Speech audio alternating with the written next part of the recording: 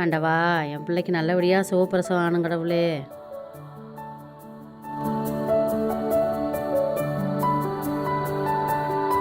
ஏங்க முடியலங்க. இன்னும் கொஞ்சம் தூண்டாமா வீட்டுக்கு போயிடலாம். சரிம்மா நான் வரேன். சரி.